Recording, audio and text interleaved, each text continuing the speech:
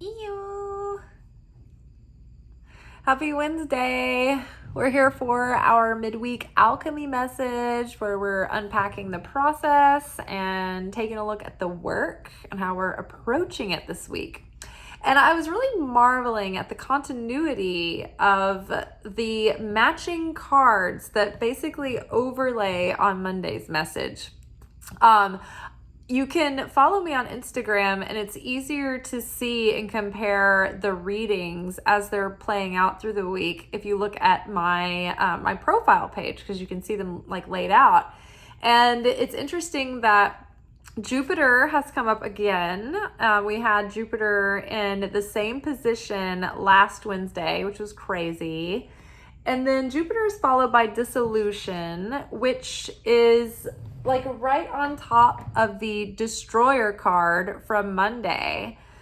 So it's like a repetitive theme, an ongoing, continuing conversation. And then we've got the darkening, which is melanosis. And these are from the Wild Unknown Alchemy deck, which is all about the process of alchemizing our lead into gold, right? So underneath Jupiter, get excited, we've got Six of Wands. Yay! Six of Wands is all about victory. It's about achievement. It's about forward progress. Underneath disillusion, we've got the Knight of Pentacles. Slow and steady wins the race. And underneath the darkening, we had the Fool. But it came out kind of sideways, topsy-turvy, so I'm going to take into consideration both the upright meaning and some of the reverse implications.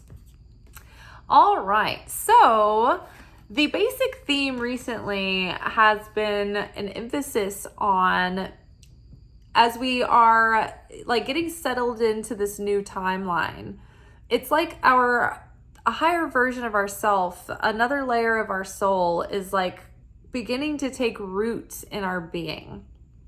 And the integration process has been less than easy. The circumstances surrounding us recently have been heavy. And the big ask, especially as we're moving into this time of year, is to reevaluate some of our lesser aspects of ourselves, so to speak. So right now, we are in Leo season. We're moving towards the Virgo season. And our Mercury retrograde right now is it in Leo or is it in Virgo, right? It's going to be in Virgo. We're on the precipice. So Mercury is going retrograde on Sunday. And so I get confused because the moon calendar in the Hebrew calendar is like 1 month off from the Gregorian moon calendar. So it's like I listen to the Kabbalistic themes of what kind of energy we're living in, but it's different. Usually it's off a month or so from like the Gregorian calendar of astrology that we're in. Either way, the effects are still the same. So this time of year, let's just call it that. This time of year, we are in our Mercury retrograde that is leading up to the month of Virgo. And the month of Virgo is the month of Teshuvah. It's about getting back on the path, realigning with the self. It's the prodigal son coming home, right? Coming home to the higher self and leaving the former ways where you had missed the mark or where your ego has been playing and wreaking havoc through the year. So it's like you're taking account of the year that's passed and you are making amends and making atonement, and you're getting yourself ready for Rosh Hashanah, which is the spiritual new year, where we wipe the slate clean and we begin to draw in our new soul for the coming year. It's like soul dry cleaning, and we get a reset. But we don't want to like go back and like straight into our old ways and our old habits, right? Going right into the new year and like smudging the new outfit. So we take a month to really reflect and solidify the things that we want to leave behind and we want to change and we want to improve upon and we want forgiveness for, we want to forgive ourselves for, we want to atone for.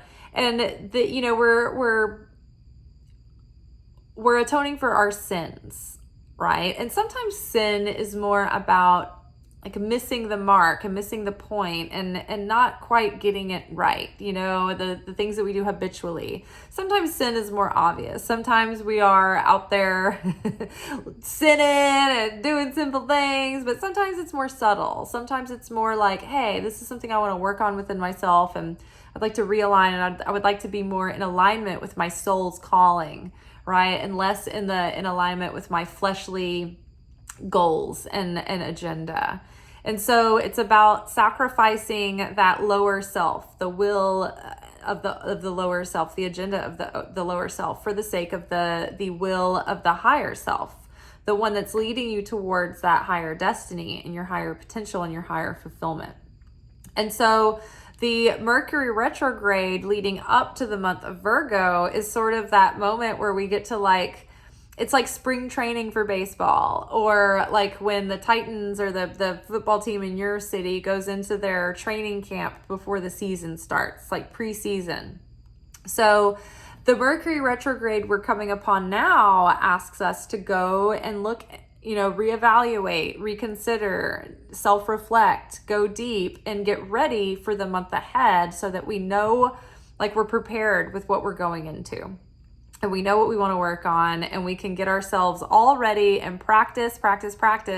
So when the new year comes on Rosh Hashanah, we can do our best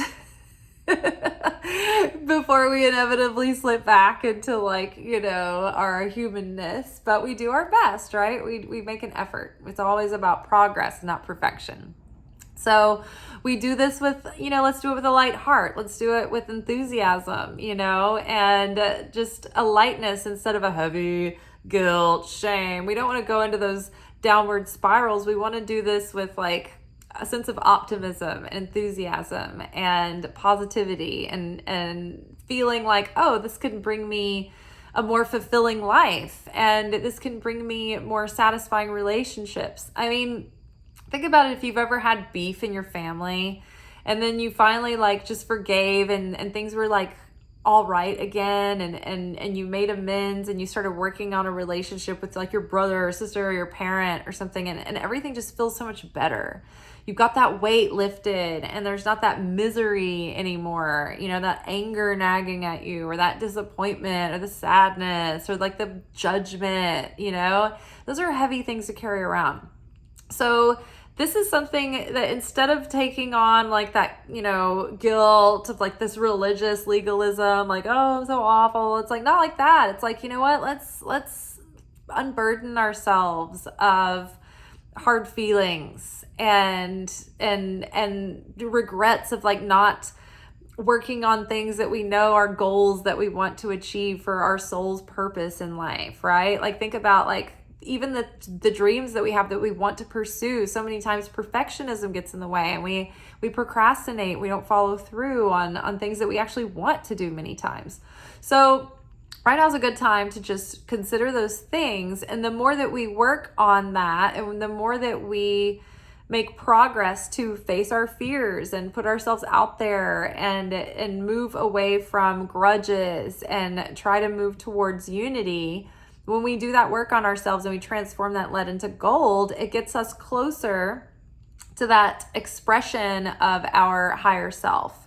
And then the script every night for the next day is rewritten, and so that you might have a more a positive experience the next day, rather than maybe, you might have been under the heat of judgment and have a little chaos. If you've worked on yourself and you've forgiven, or you've done an act of sharing, or you've put yourself through self-sacrifice, for instance, you might have a better day the next day, and you don't even realize it. You don't see the miracle because you don't know the terrible day that would have been that you didn't even know about, right?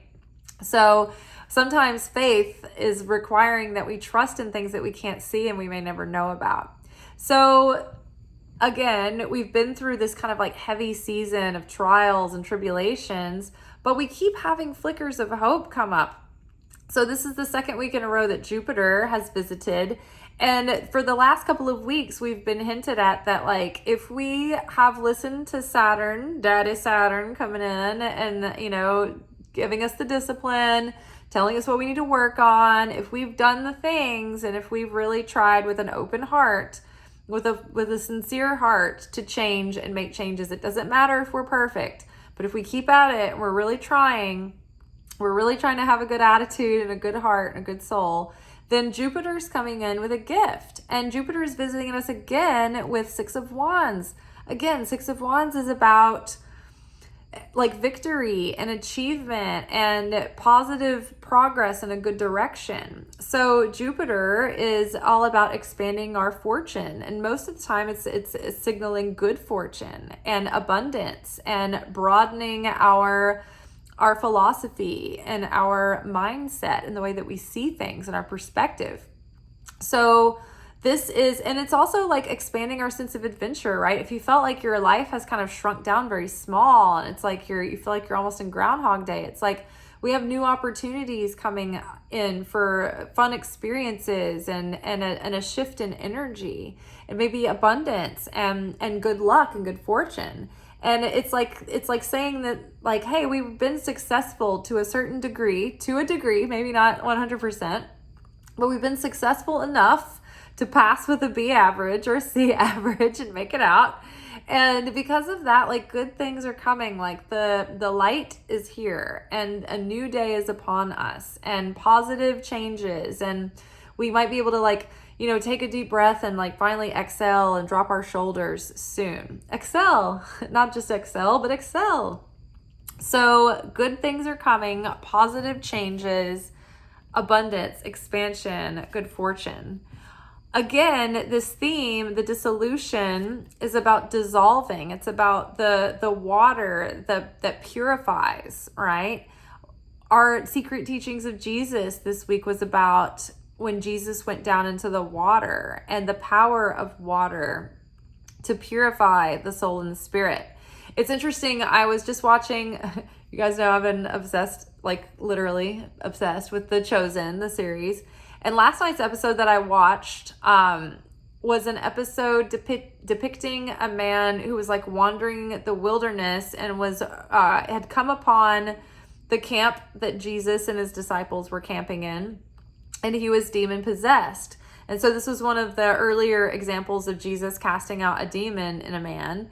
But before that, Simon the Zealot was like tracking down Jesus's group to join them, and he crossed paths with the demonic before the demon possessed guy got to the camp. And he had a conversation with the man, and the man was like a little bit lucid, and he was like, please kill me, this is awful. I can't live with this inside of me anymore. And he's like, honestly, like, the body is temporal, but the demon will go on. So if I kill you now, the demon will just be released and like go through the waterless lands and find someone else to possess. Which was interesting, because the thing that stood out to me was that the waterless lands, the dry lands, like the water is actually like a living organism that is protective, and it's a medium for cleansing and spirit. And this illustration here is every bit of, I don't know if the artist did this on purpose, if Kim Kranz did this on purpose, but this literally reminds me of in Genesis when it says that when the earth was formless and void and darkness covered the lands and spirit hovered over the water. I can't remember the exact wording, but it was suggesting that the waters were the formlessness, and spirit hovered over the waters of the darkness, the waters of the abyss. And when we are in the darkness and the abyss, spirit is always there, hovering over, ready to connect with us, ready to protect the vessel here, right? So spirit hovered over the waters in our shapeless chaos and abyss. So this disillusion, this card talks about the power that water has to dissolve and to melt away. And so it mentioned like dissolving walls, right? Dissolving the layers of ourself that shroud the light, that dim the light. And if you guys don't remember from Monday, our last card was bridge, and I kept thinking bridge over troubled water, bridge over troubled water. And the one of the points that the card was making is that we wanted to build bridges instead of building walls. And so this disillusion is that the melting and the dissolving of the walls, through spirit, through spiritual purification, through emotional purification, through purging ourselves of those toxic, heavy feelings and thoughts and perspectives and attitudes. So it's like we're dissolving layers of ego and shadow and letting them go and reintegrating, and reforming ourselves and accepting ourselves wholly, but without the shortcomings that were sabotaging us and holding us back and keeping us in separation from unity with others. And so the dissolution here is paired with the Knight of Pentacles. The Knight of Pentacles is slow. It's the slowest knight in the deck. The knight is always depicted sitting still on their horse. They're not really, it doesn't appear that they're moving. So this is like assuring us that even though progress is slow and almost imperceivable at times, we are having success.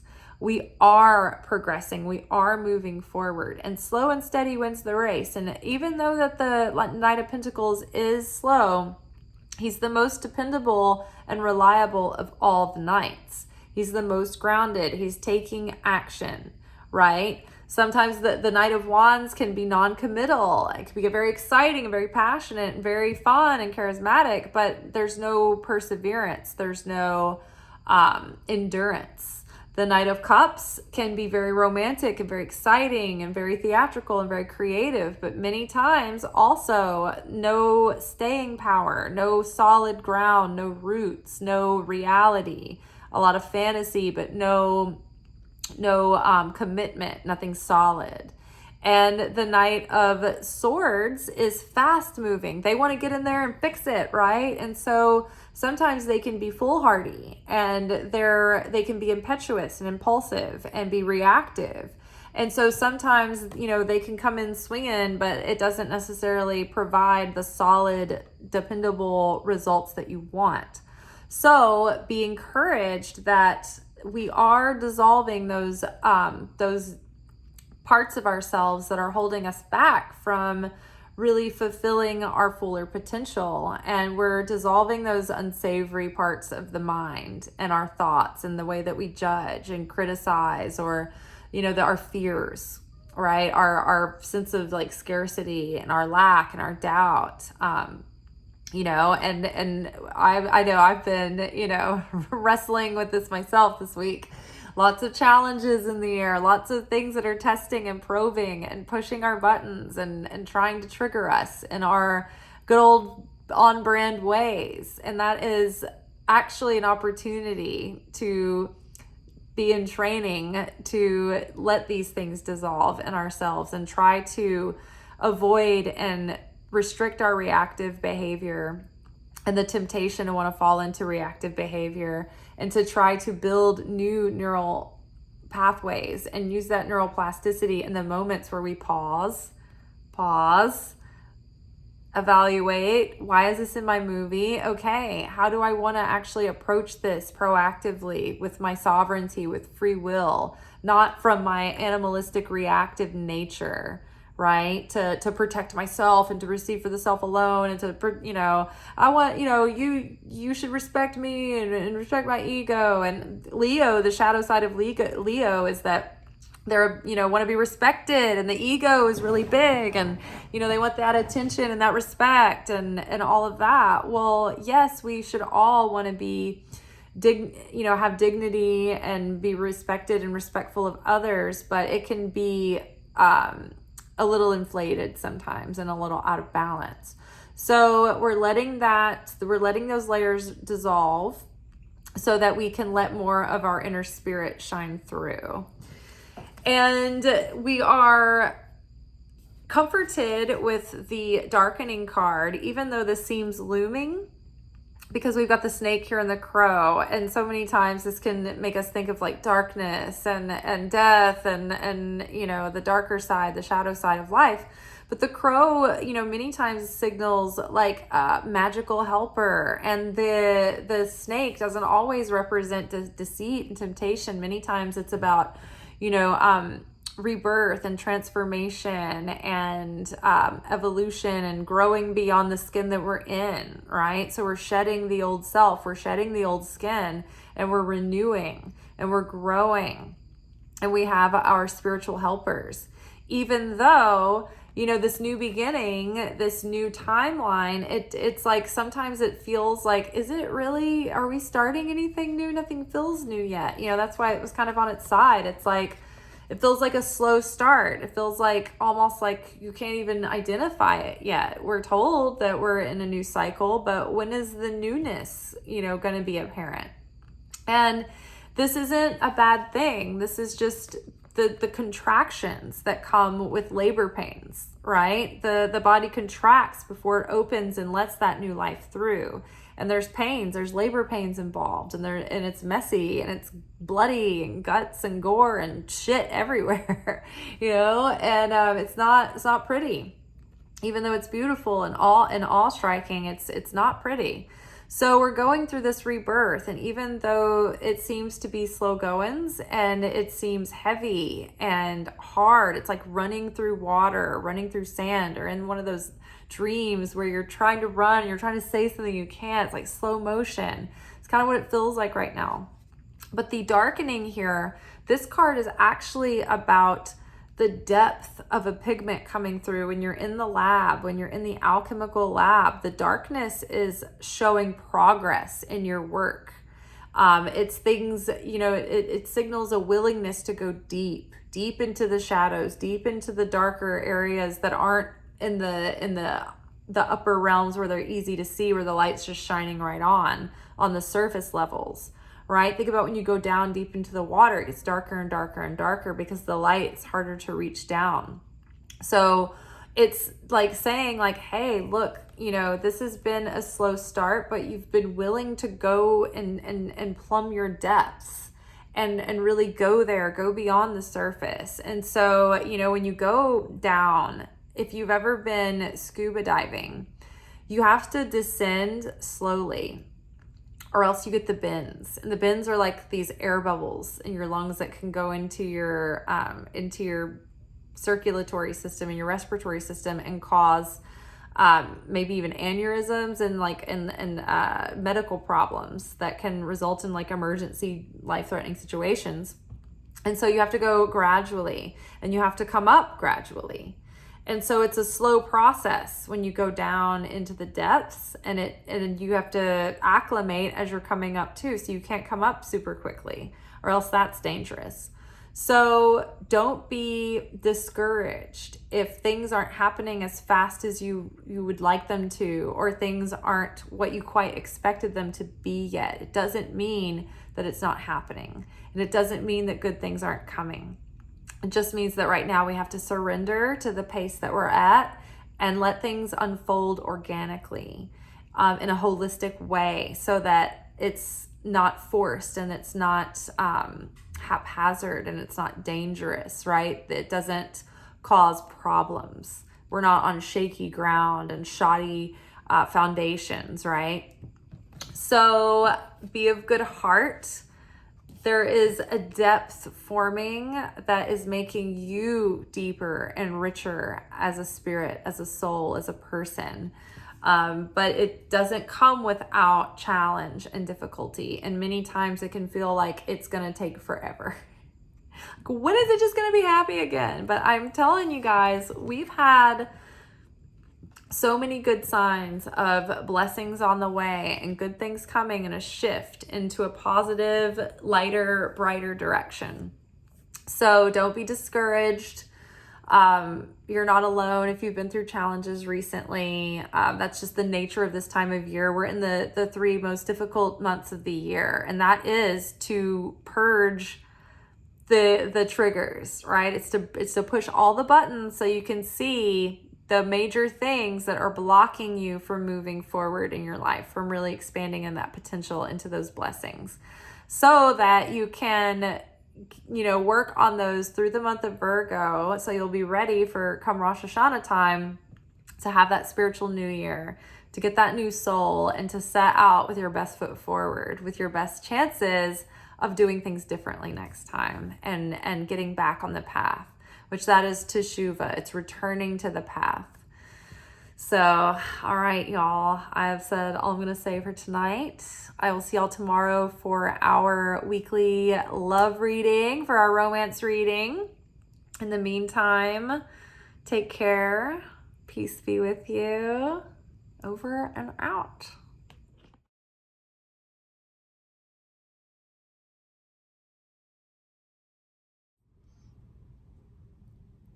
Thank you for watching. If you enjoyed this video and you got something out of it, then please give it a like. Subscribe to the channel. Turn on notifications to be notified of when I drop content. Like the videos, comment, share them. Anything that you do helps these messages get out to other people who need them. So you watching a video and taking an action on it actually makes a positive difference in someone else's life.